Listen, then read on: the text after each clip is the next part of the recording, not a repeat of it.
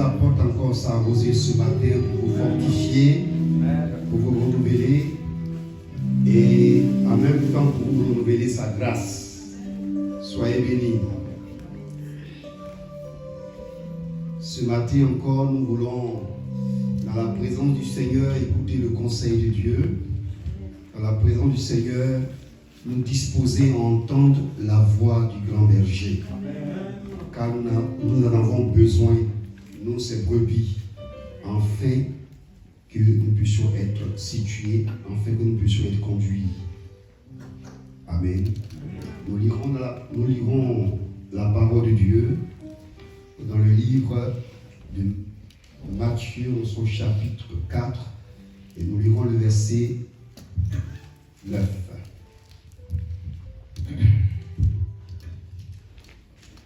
Ça sera notre test de base avant de continuer dans notre lecture. J'ai lu la parole du Seigneur dans le livre de Matthieu, chapitre 4, verset 9. Et lui dit, je te donnerai toutes ces choses. Amen. C'est le verset 9. Verset 9, Matthieu 4, verset 9. Il faut commencer à partir du verset 7 pour qu'on puisse bien saisir la pensée du Seigneur. Amen. Jésus lui dit, c'est à partir du verset 7. Jésus lui dit, il est aussi écrit, tu ne tenteras point le Seigneur, ton Dieu. Le diable le transporta encore sur une montagne très élevée. Lui montra tous les royaumes du monde et leur gloire. Et lui dit, je te donnerai toutes ces choses si tu te prosternes et m'adores. Jésus lui dit, retire-toi, Satan, car il est écrit, tu adoreras le Seigneur, ton Dieu, et tu le serviras lui seul. Seigneur, nous bénissons ton nom pour ce matin encore. Viens par ton esprit pour nous enseigner. Car, selon qu'il est écrit, l'Esprit de Dieu vous conduira dans toute la vérité. Amen. Et nous avons besoin d'être conduits dans ta vérité. Dispose nos cœurs. Éloigne de nous tout ce qui est œuvre de distraction, de confusion. Et que nous puissions recevoir la révélation de ta parole. Et que toute la gloire te soit rendue. Au nom de Jésus. Amen. Amen. Depuis quelque temps, dans plus d'une de mes prédications, je ne cesse de relever un élément important. C'est que nous sommes dans un temps où le diable, il ne veut pas se contenter de voir des gens tomber dans le péché. Le diable, il ne veut pas se contenter de voir des gens aller individuellement d'une manière ou d'une autre à la perdition. Le diable ne veut plus se contenter de faire en sorte que chacun se débrouille pour s'égarer. Alléluia. Mais il veut mettre un système qui est établi, qui conduit tout le monde à la perdition. Il se rend compte qu'il y a des gens qui ne suivent pas sa voie. Il dit ça ne l'arrange pas. Alors qu'est-ce qu'il va faire? Il va réfléchir à travers un système qui est déjà établi dans le monde, dans lequel tout le monde va rentrer, une bonne fois pour toutes. Que tu le veuilles, que tu ne le veuilles pas. Tout le monde va rentrer dedans. Alléluia. Amen. Et il réfléchit beaucoup à ça. Il réfléchit dans les moindres détails à ça. Mais ce n'est pas nouveau, ce principe. Ce n'est pas nouveau. Ce n'est pas maintenant que le diable a commencé. C'est depuis la nuit des temps et depuis le commencement de la création. Dans ce texte de base que nous avons lu, la partie qui attire notre attention ce matin, c'est si tu te prosternes et m'adores, je te donnerai tout le royaume. Et on dit, le diable a montré tous les royaumes de la terre. Et de qui parlait donc le diable? Ou du moins avec qui le diable conversait? C'était avec Jésus lui-même. Il n'a pas choisi n'importe quel interlocuteur. Il n'a pas choisi un souverain sacrificateur, un grand prêtre ou un chef de synagogue. Il n'a pas choisi Nicodème, le docteur de la loi reconnu de tous, mais il a ciblé directement Jésus lui-même. Alléluia. Et je me rappelle de cette phrase de Jésus. Il dit, c'est quand la tête sera frappée que les brebis vont se disperser. Et donc le diable n'a pas cherché à gauche, à droite, il a ciblé la tête. Le Seigneur de gloire, le roi des rois. Mais derrière ce que le diable a dit, il y a quelque chose de très profond qui doit attirer notre attention. Parce que, il lui a montré tout le royaume de la terre. Ça ne vous dit rien. Tous les systèmes de la terre. Et si tu te procèdes et m'adores, alors je te donne le royaume. Tous ces royaumes-là. Est-ce que Jésus avait besoin d'avoir un royaume de la terre? Non. Parce que c'est lui qui a créé les cieux et la terre. Et il est le roi des rois, le Seigneur des seigneurs. Il est le Dieu glorifié et élevé. C'est lui qui était au commencement. C'est de par lui que toutes choses existent. Alléluia. Donc, il était en train de conduire le Seigneur Jésus loin de son objectif. Parce qu'il a reçu depuis la Genèse. Et je vous l'ai déjà signifié ici. Il a donné le même mensonge à Ève et Adam.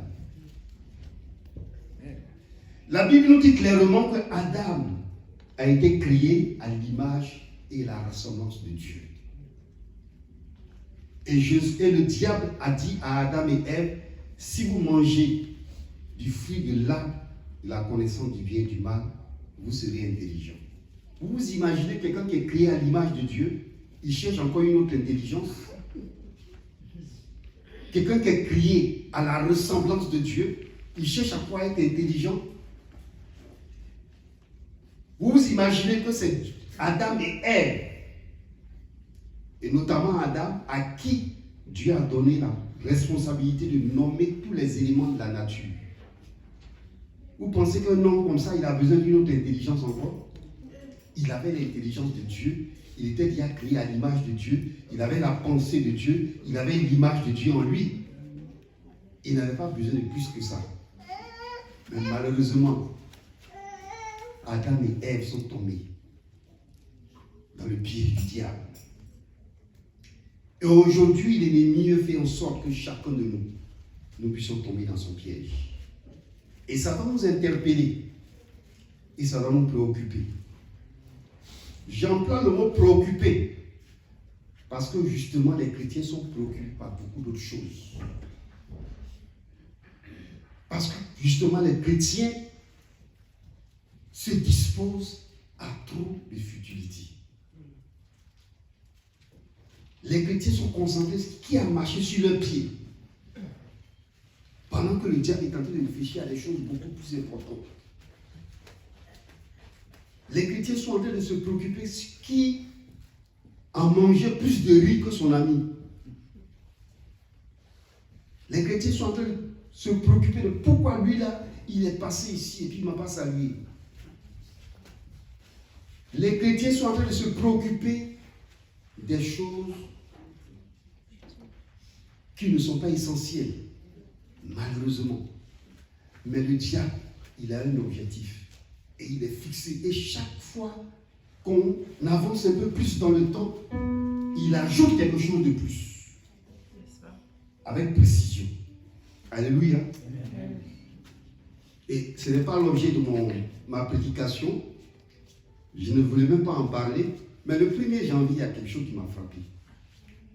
Jetant un coup d'œil dans l'actualité, j'ai vu que maintenant, on peut aller à la banque et pour faire un retrait, tu mets seulement ta main sur le guichet et puis ton agent sort, tu t'en vas à la maison. C'est clair. C'est plus maintenant, bon, reconnaissance faciale, là, les Chinois ont fini avec, il y a longtemps. Alléluia. Amen. Si tu te prosternes et m'adores, ça dit qu'il réfléchit dans des détails à des principes qui vont régir le monde, qui va contrôler tout le monde. Et celui qui ne s'inscrira pas dedans, il sera mis en marge. Il sera vu comme celui qui ne respecte pas les principes de ce monde. Il sera vu comme le rebut de la société, comme celui qui est dans le fond. Parce qu'il veut que tout le monde soit dans le système qu'il a mis sur pied. Alléluia. Et il donne l'exemple en indiquant qu'il a déjà essayé ça avec Jésus lui-même. Il a essayé avec Adam et il a réussi, malheureusement. Et gloire soit rendue à Dieu. Jésus, qui a été appelé le second Adam, est venu pour relever le défi.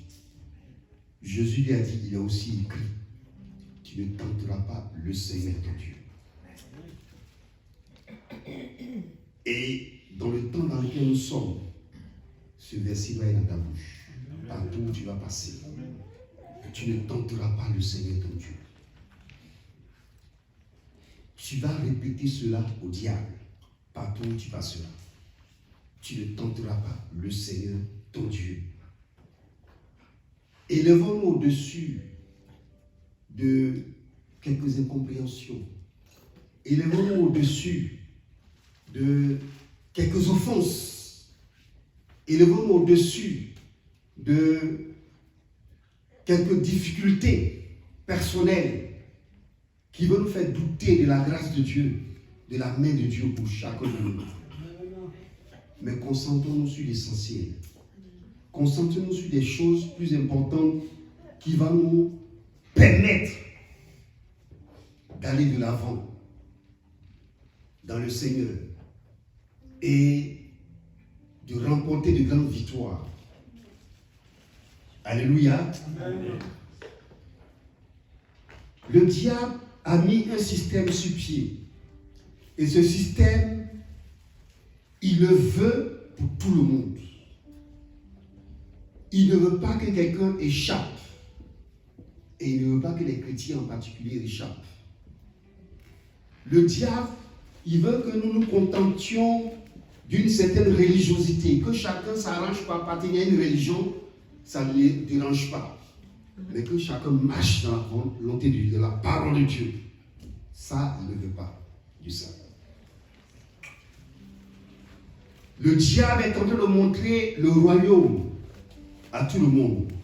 Mais en montrant le royaume, c'est assorti de principes. Si tu te prosternes et m'adores, alors tu vas bénéficier du royaume.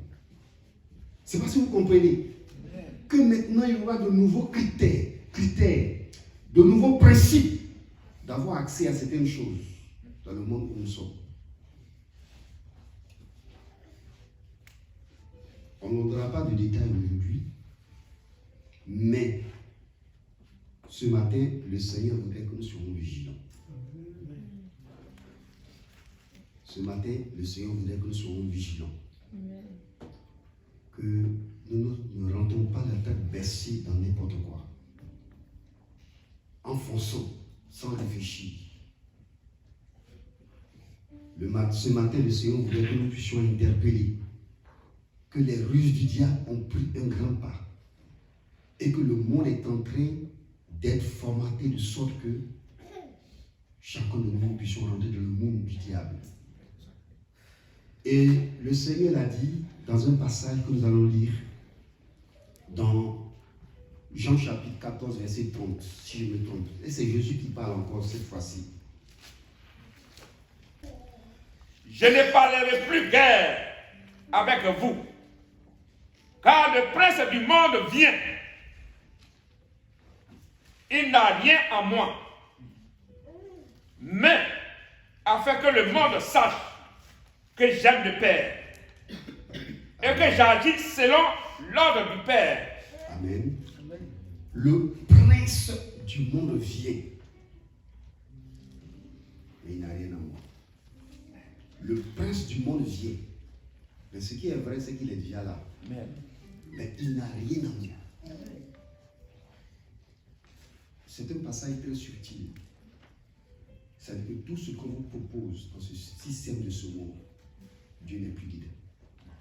Si vous voyez des principes où on veut mettre tout le monde dedans, c'est que Dieu n'est plus dedans. C'est que Dieu n'est plus là. C'est que Dieu n'est plus là. Et on veut faire en sorte que tout le monde rentre dedans. Et c'est celui qui ne rentre pas dedans qui est mal vu. Alléluia. Amen.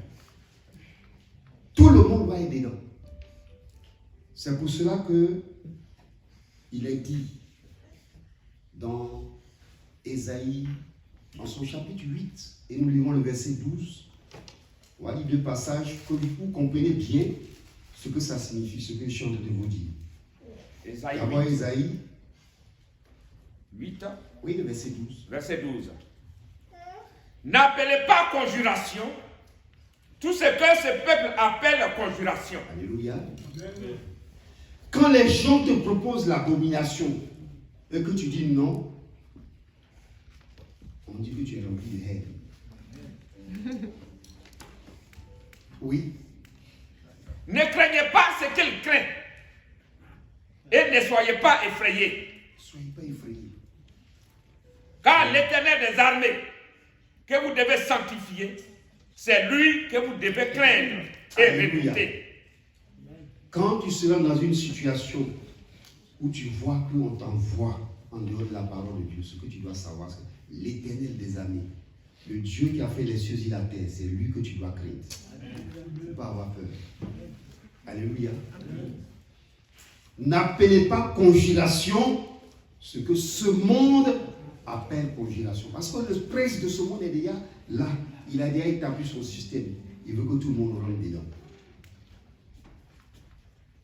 Et c'est des choses qui doivent nous préoccuper. Ça veut aussi dire que le temps dans lequel nous sommes, on doit se resserrer les coudes. On doit être ensemble. On doit dépasser nos différends.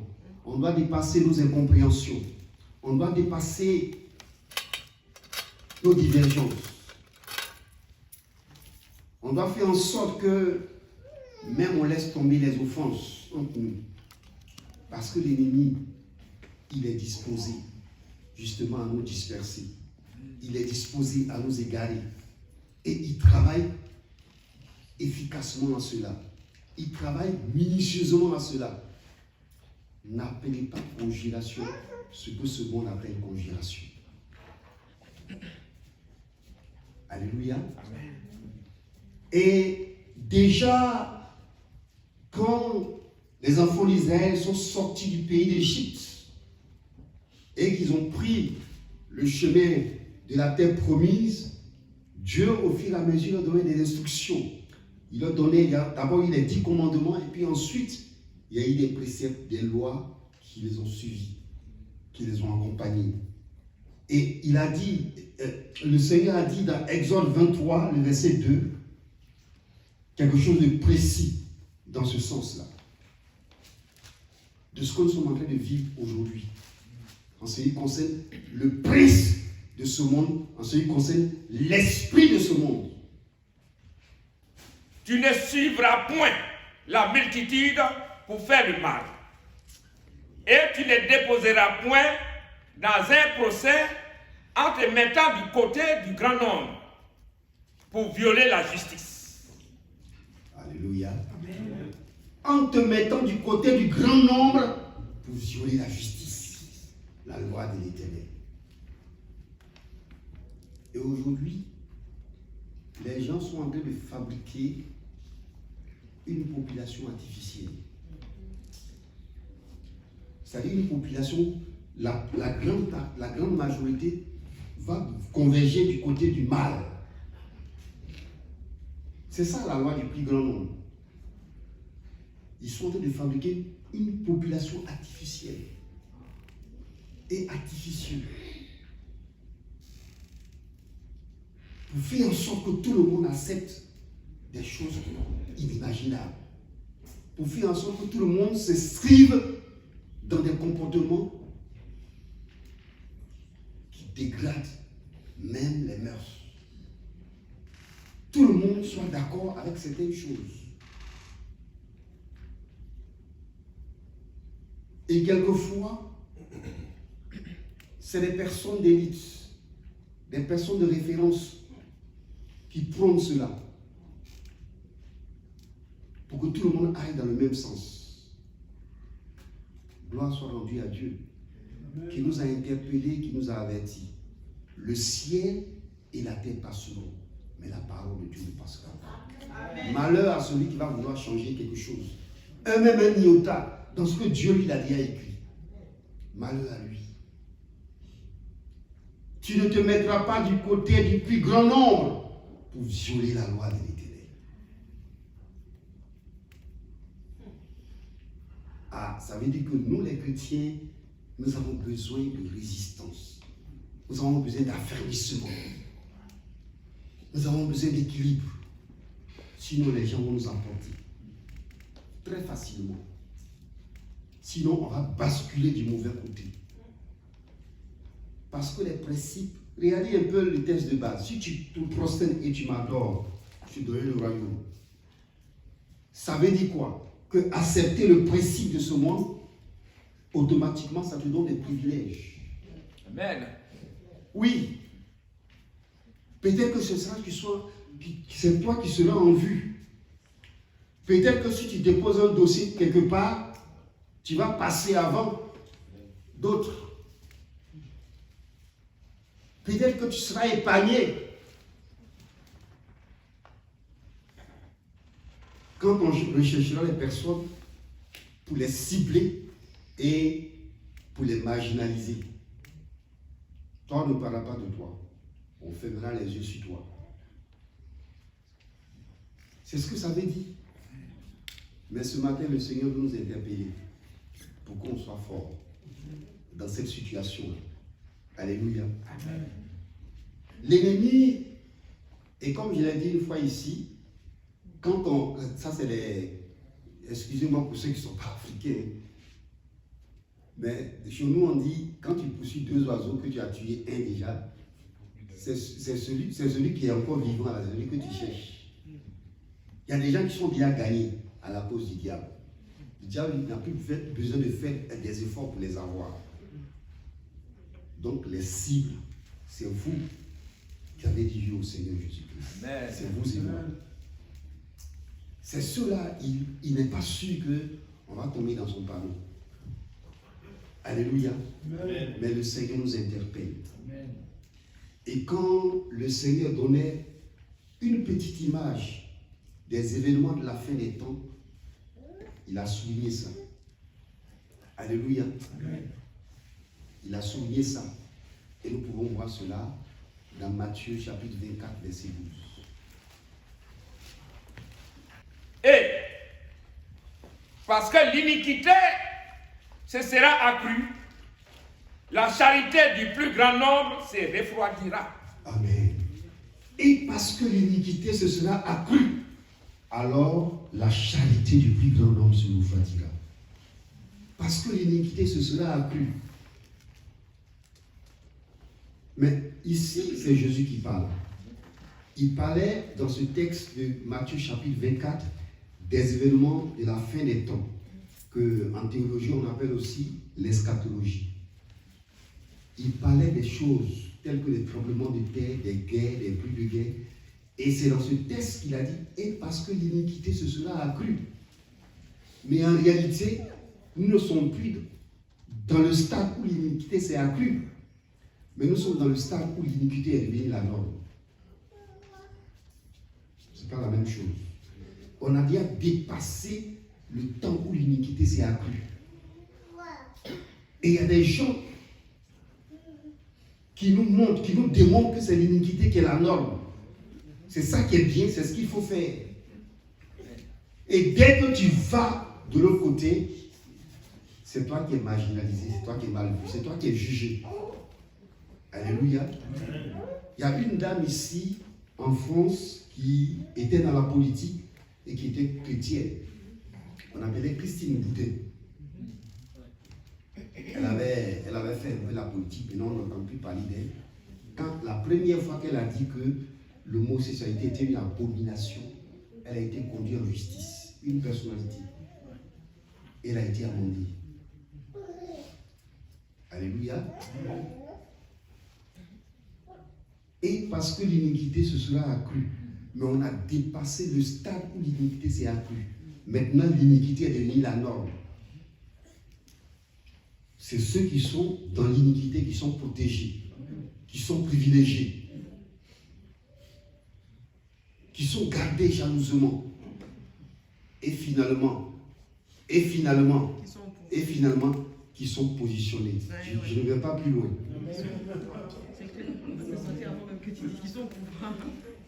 C'est le critère. C'est les critères qui sont positionnés. Ça va devenir le critère principal du positionnement, de même l'élévation selon ce monde. Peut-être que c'est à un certain niveau, à un certain moment, les études des enfants seront arrêtées s'ils ne rentrent pas dans un programme où on leur propose ça, dans une association où on leur propose ça. On va dire, bon, pour que tu puisses arriver à un doctorat de 3e cycle, il faut que tu t'inscris dans une société de temps, dans une association de temps. Alléluia. Et comme je vous ai promis de ne pas aller très loin, sinon, l'exemple même est là. Mais je n'ai pas trahi cette promesse. L'exemple est là. Alléluia. Regardez, vous allez regarder dans les CV, vous allez voir que les gens sont passés par ici pour arriver là. Et ils sont arrivés à un certain sommet. Et parce que l'iniquité se sera accrue, la charité du plus grand nombre se refroidira. Mais on a dépassé ce stade maintenant. Alléluia. Amen. Malheureusement, on a déjà dépassé ce stade. C'est pourquoi nous devons être vigilants. Et nous devons nous concentrer sur des choses essentielles qui doivent édifier notre foi. Et quand nous lisons dans le livre de Daniel, il y a eu des cas. Il y a eu des cas pratiques. Voilà. Pour parler un peu comme les juristes. On a eu un cas pratique ici, dans la parole de Dieu. Dans Daniel chapitre 3, nous lirons le verset 15 et le verset 16, rapidement. Daniel chapitre 3, verset 15 à 16.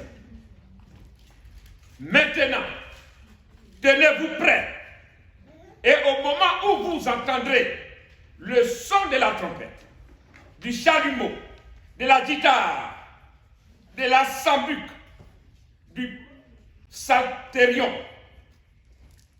de la cornemuse et de toutes sortes d'instruments, vous vous prosternerez et vous adorerez la statue que j'ai faite. Alléluia. Se prosterner et adorer. Le diable a essayé ça avec Adam et Ève, ils sont tombés dedans. Il a essayé avec Jésus, notre texte de base. Amen. Mais Jésus a résisté au diable.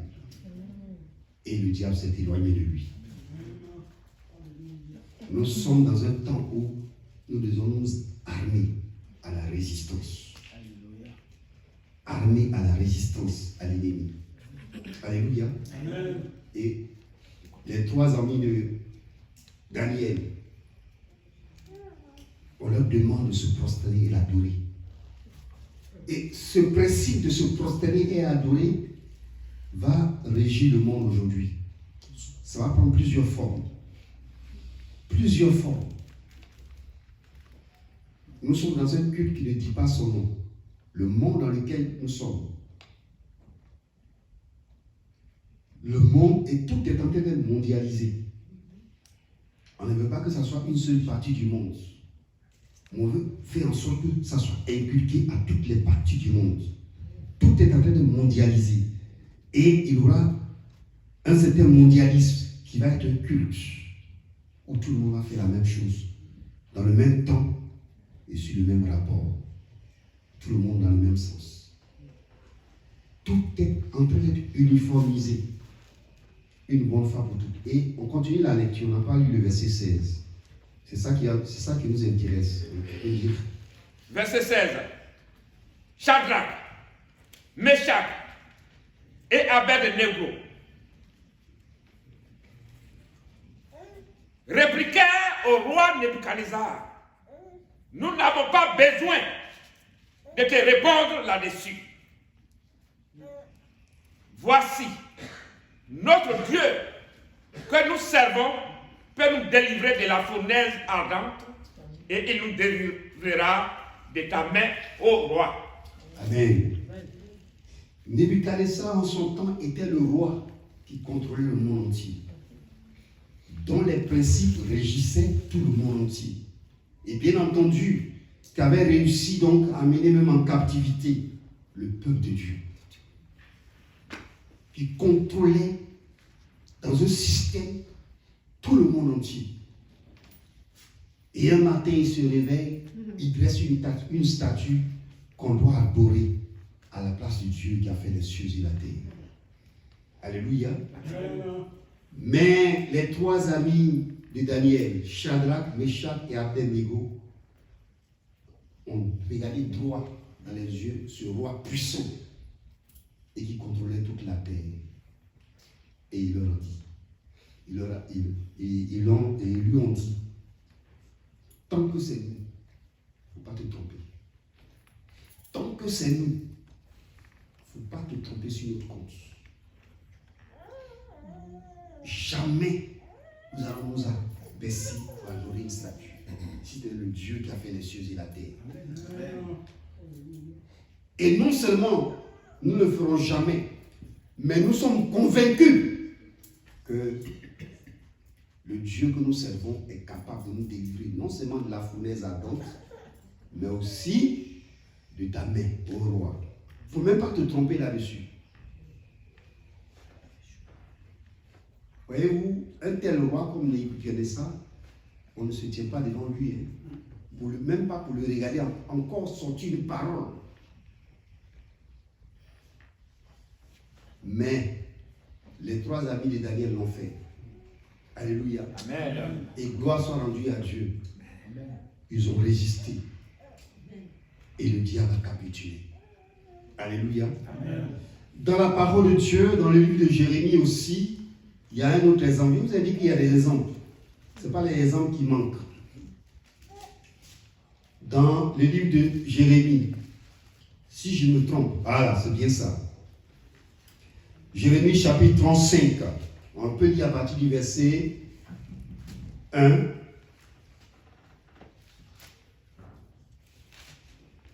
Jérémie 35. Jusqu'au verset 6, je pense que.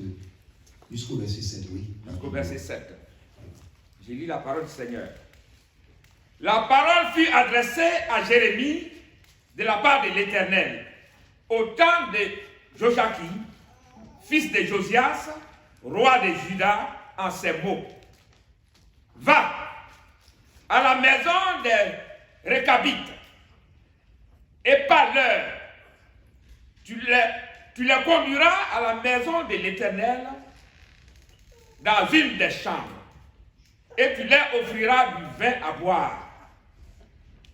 J'ai pris Jazania, fils de Jérémie, fils de Abazania, ses frères, tous ses fils et toute la maison des Récabites. Et je les conduisis à la maison de l'Éternel, dans la chambre des fils de Hanan, fils de Jidalia, homme de Dieu, près de la chambre des chefs, au-dessus de la chambre de Maasécha, fils de Shalom, garde du seuil. J'ai mis devant les fils de la maison des Récabites des coupes pleines de vin et des calices. Et je leur dis, buvez du vin. Mais ils répondirent, nous ne buvons pas de vin, car Jonadab, fils de Récab, notre père, nous a donné cet ordre. Vous ne boirez jamais de vin, ni vous ni vos fils. Et vous ne bâtirez point de maison, vous ne sèmerez aucune semence, vous ne planterez point de vignes. Amen. Amen. Amen. Voilà. Ici, il ne s'agit pas de boire du vin, ce n'est pas peut-être le bon exemple, mais la parole de Dieu a été adressée à Jérémie par l'Éternel lui-même. Au temps de Joachim. Et l'Éternel dit, va vers les Récabites, les enfants de Récab, et dis-leur de boire du vin. Le prophète lui-même, le grand Jérémie. Yes. Mais les enfants des Récabites disent que nous, depuis qu'on est né, on n'a jamais bu du vin. Notre père nous a dit de ne pas boire du vin. Et ils sont restés fermes sur leur position. Alléluia. Amen. Ils ont résisté à cette tentation de boire du vin, même venant du grand prophète Jérémie. Alléluia. Amen. Ce que nous devons retenir dans cet enseignement, ce n'est pas que nous ne devons pas boire du vin, ce n'est pas ce qui est dit. Mais c'est que les fils de Récabites ont su garder leur position selon ce que leur père leur a dit. Parce qu'aujourd'hui, le diable, il veut nous amener à lever un peu le pied par rapport à la parole de Dieu, à accepter certaines choses dans notre esprit, à essayer de dévier un peu, à faire des compromis, comme oui, elle est dit. Mais eux, ce qu'ils savent, c'est qu'ils ne boivent pas du pain. Tout le reste, là, ils s'en fichent. Eux, ils sont nés pour ne pas boire du vin, point final. Tu n'as pas dit non, cette fois-ci, il a payé 2 gouttes, c'est pas grave. Ils sont restés dans leur position. Et le Seigneur nous cherche dans cette position, de rester dans la position de la parole de Dieu. Ça ne sera pas facile. Alléluia. Amen. Ça ne sera pas pratique. Et Jésus m'a posé la question malheureusement. Et nous pouvons le voir, on a déjà vu dans Matthieu chapitre 24. Et parce que l'iniquité se sera accrue, la charité du plus grand nombre se refroidira. Mais l'apôtre Paul l'a repris quand il a parlé aussi brièvement de la fin des temps. Dans 2 Timothée chapitre 3. 2 Timothée chapitre 3. 2 Timothée chapitre 3. On va lire à partir du verset 5. Verset 5. Ayant l'apparence de la piété, mais reniant ce qui en fait la force. Amen. Ayant l'apparence de la piété, mais reniant ce qui en fait la force. Voilà la nouvelle adresse dans laquelle le diable nous conduit nous tous. Voilà où le diable nous fait déménager nous tous. Juste apparence de la piété. C'est tout. Mais ce qui en fait la force, le fondement spirituel, la parole de Dieu, les principes spirituels, il veut que tout ça soit vidé de leur contenu. Il nous veut uniquement pour l'apparence de la piété. Et il sait bien le faire. Il sait bien le faire. Quelquefois, très subtilement, c'est des guides spirituels qui mettent au devant pour nous conduire dedans. Et comme je vous ai fait la promesse, je ne vais pas plus loin. C'est les guides spirituels qui mettent devant, juste pour nous mettre dans l'apparence de la piété. Dans ce décor-là, et puis on est là comme ça, chacun il fait comme il le peut. Et après, ça sera un embrouille, une confusion où les sectes, les religions, il n'y aura pas de limites.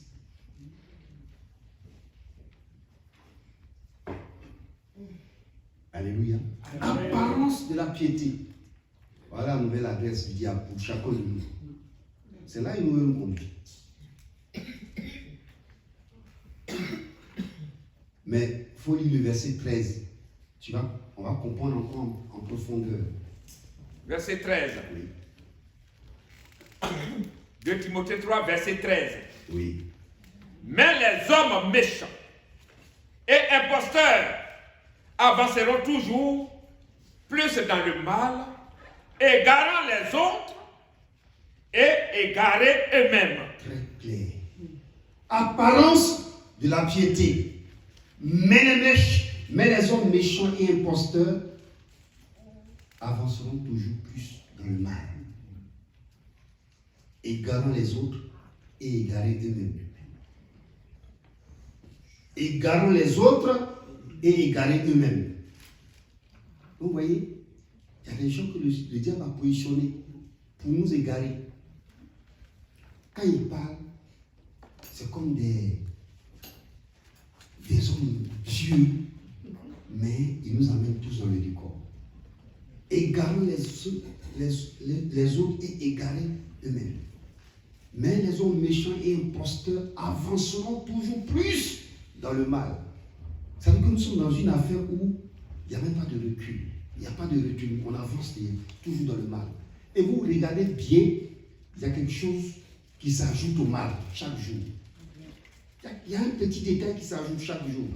Donc on avance toujours plus. Mais les hommes méchants et imposteurs avanceront toujours plus dans le mal.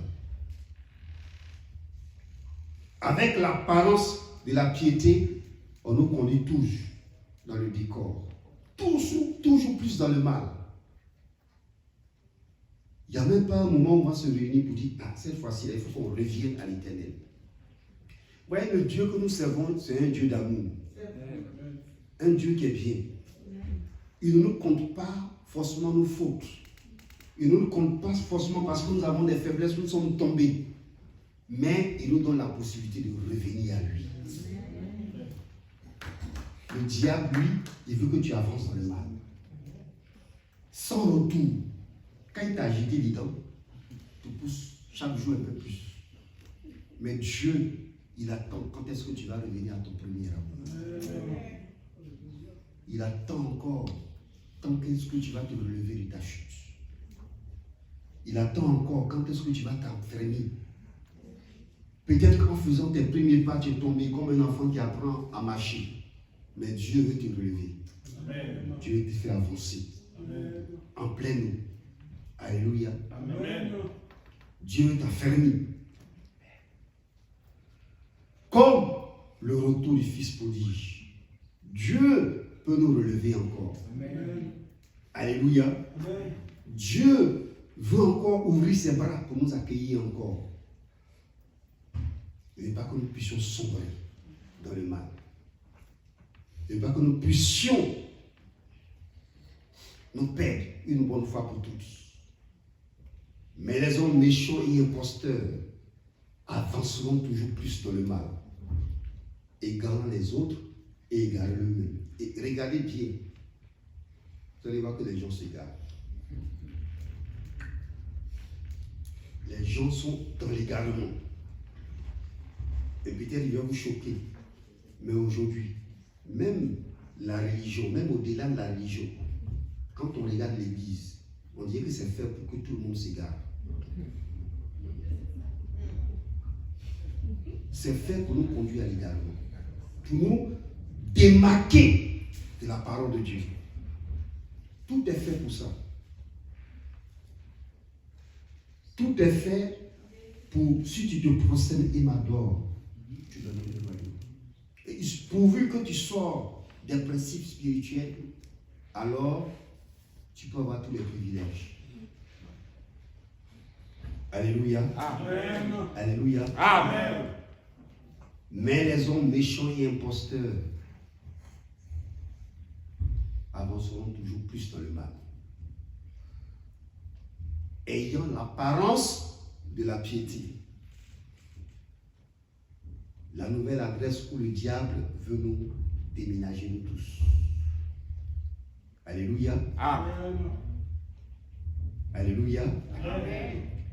Et nous lirons dans Luc chapitre 18, verset 8. Comme le temps est parti, ce matin, le Seigneur nous a interpellés sur le fait que l'ennemi est à l'œuvre. Et dans cette nouvelle année où nous sommes arrivés, c'est quelque chose de tellement important, un objectif que le diable atteint. Mais comment nous devons résister à cela?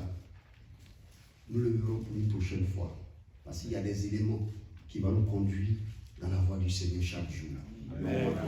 Comme le temps est parti, on va dire seulement que le verset 8 de Luc 18. Oui. Luc 18, verset 8. Je vous le dis, il leur fera promptement justice. Mais, quand le Fils de l'homme viendra, trouvera-t-il la foi sur la terre? Alléluia. Amen. En Côte d'Ivoire, il y a une expression péjorative qui dit violente question. Amen. Je ne sais pas si anciens connaissent cette violente question. Quand le Fils de l'homme viendra sur la terre, est-ce qu'il va trouver encore la foi? En tout cas, la question est posée. C'est chacun qui doit faire en sorte que le Fils de l'homme ne soit pas dans la confusion. Il ne faut pas que Jésus arrive ici et va attraper sa tête. Ah, c'est qu'elle a fait ça. Comme on l'a dit chez moi, là où tu m'envoies là, en tout cas, il ne faut pas que tu me mettes la honte dessus. Il faut que je t'interroge bien si vraiment, dans ton affaire là, on peut te défendre. Il ne faut pas m'amener dans la honte. Alléluia. Amen. Quand le Fils de l'homme reviendra sur la terre, est-ce qu'il va trouver vraiment la foi? Bien, qu'est-ce qui va rester? C'est pourquoi nous devons faire très attention dans l'église pour aller à des choses essentielles. Parce qu'aujourd'hui, il y a beaucoup de choses qui ne sont plus essentielles dans la maison de Dieu. Et qui nous tiennent tellement en cœur. Finalement, c'est juste ça que nous sommes concentrés. Mais quand nous voyons de l'autre côté, nous nous rendons compte que le diable il ne perd pas le temps. Alléluia. Amen. Et dans la révélation que le Seigneur a donnée à Jean, il a signifié dans Apocalypse chapitre 12.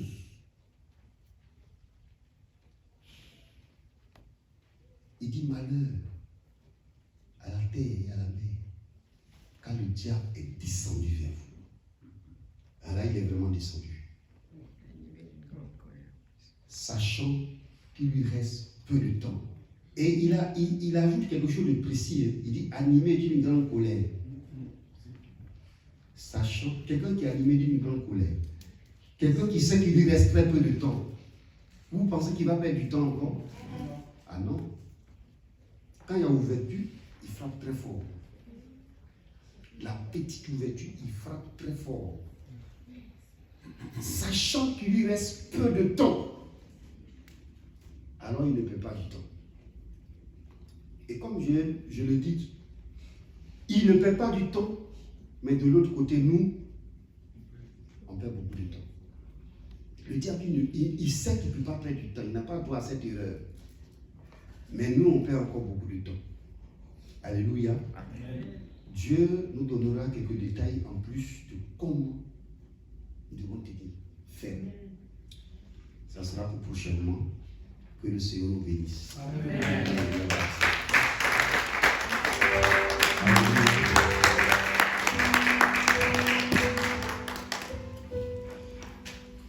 Nous allons prier. Et aujourd'hui, ce que tu vas demander pour toi-même, c'est cette grâce que le Seigneur a eue pour résister au diable, qui lui a demandé de se prosterner et de l'adorer, afin que lui donne tous les royaumes de la terre. Et si vous remarquez, toute la terre, tous les royaumes de la terre, toutes les sphères d'activité sont en train d'être marqués par le sceau du diable. Toutes les sphères. Quelquefois, je regarde dans certains domaines d'activité, je vois des gens qui sont choisis, je me pose des questions. Quel est le critère qui les a menés là? Parce que je ne suis pas fou. Je sais que si on veut vérifier, il y a des gens qui auraient pu être là à leur place. Il y a le sceau de l'ennemi, la marque du diable, dans le sens le plus profond. La Bible parle de la marque de la bête. Vous savez? La Bible parle de la marque de la bête. Et cette marque-là, elle est très évidente maintenant. À tous les niveaux et de toutes les manières, il y a le sceau du diable sur des choses qui concernent ce monde dans tous les domaines. Et le diable, il est en train de faire en sorte que tout le monde soit sous son contrôle. Tous les domaines d'activité, même les professions, même tout ce que nous faisons de façon honnête et légale, légitime, il veut que sa marque soit dessus. Alléluia. Amen. Mais le Seigneur nous interpelle et que la foi de chacun nous défaille. Le Seigneur a eu une raison de dire à Pierre, quand tu seras converti, affermis tes frères. Quand tu seras converti. Ah bon? Donc Pierre n'était pas converti alors.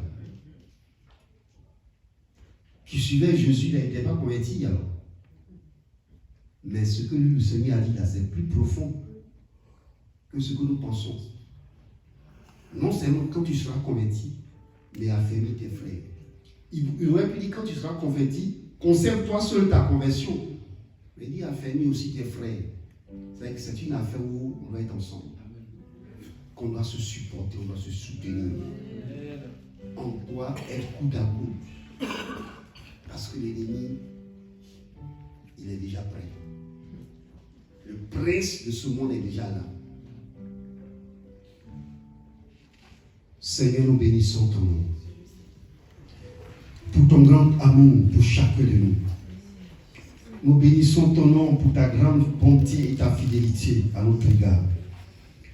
Nous bénissons ton nom pour tes compassions à notre égard. Nous bénissons ton nom, Père éternel, pour la révélation de ta parole, pour nous éclairer, pour la révélation de ta parole, pour nous ramener dans tes voies, pour la révélation de ta parole, pour nous conduire dans la voie que nous devons suivre. Père éternel, nous demandons ta rosée vivifiante ce matin sur ton peuple. Ta rosée pour nous fortifier, pour nous régénérer, pour nous restaurer, pour nous affermir, pour nous rendre inébranlables, pour nous rendre, Seigneur, efficaces devant les assauts et devant les subtilités de l'ennemi, pour nous amener dans l'égarement. Seigneur, que ta bonne main soit sur chacun de nous. Que ta bonne main soit sur ton peuple.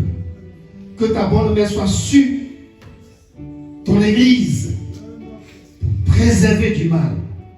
Pour le préserver du malin. Père, ce matin nous te rappelons ta promesse. Tu as dit que les portes du séjour des morts ne prévaudront point contre l'Église. Seigneur, nous voyons que ce matin, le séjour des morts s'est levé. Le royaume des ténèbres s'est levé contre ton peuple, contre ton Église. Père, selon ta promesse, donne-nous la victoire dans les épreuves, dans les subtilités de l'ennemi, dans les tentations. Père, relève-nous de nos faiblesses. Relève-nous de nos égarements. Relève-nous, Seigneur, chute. Seigneur, rassemble ton peuple qui est dispersé. Nous sommes dispersés dans notre esprit. Tout est confus. Le monde est en train de prendre le pas sur ton peuple. L'ennemi veut se glisser dans la bergerie. Père éternel, lève ton bâton pour nous défendre. Lève ton bâton pour défendre ton peuple. Toi le grand berger, lève ton bâton pour défendre ton peuple. Éloigne de nous la confusion. Éloigne de nous les œuvres de ce monde de ténèbres. Père éternel, que le sceau de ton esprit soit sur chacun de nous. Le sceau de ton esprit soit sur chacun de nous. Pour nous rendre inébranlables. Pour nous rendre inébranlables. Pour nous rendre inébranlables. Et que ta gloire se manifeste. Que les œuvres des ténèbres soient révoquées de ton temple. Père, comme au temps d'autrefois, tu as sorti ton fouet pour frapper ceux qui ont fait de ta maison une maison de commerce, une maison de toutes sortes de deals, de transactions qui n'ont rien à voir avec le royaume. Maintenant, sors ton fouet. Éloigne maintenant de nous les esprits méchants. Éloigne de nous les œuvres des ténèbres. Et que ta gloire se manifeste dans ton temple. Que ta gloire se manifeste dans ton temple. Et que ton nom seul soit glorifié. Merci Seigneur de nous fortifier dans le nom de Jésus-Christ. De nous préserver du mal, de nous préserver du malin, de nous préserver de toute tentation. Père, tu as fait cette promesse que tu as été tenté en tout. Et tu as le pouvoir de soutenir tous ceux qui tombent dans la tentation. Seigneur, soutiens-nous dans la tentation, dans la pression que ce monde fait contre ton peuple. Soutiens-nous dans ce moment difficile. Soutiens ton œuvre et soutiens ton peuple. Et donne-nous de résister à la tempête, de résister aux assauts, de résister au vent et au mal, de résister à la séduction de ce monde pour voir ta gloire se manifester dans nos vies. Toi, le Dieu véritable, nous tournons nos regards vers toi. C'est toi qui es notre secours, c'est toi qui es notre force. C'est toi qui peux nous donner la victoire dans l'épreuve, dans la subtilité, dans la tentation. Que toute la gloire te soit rendue.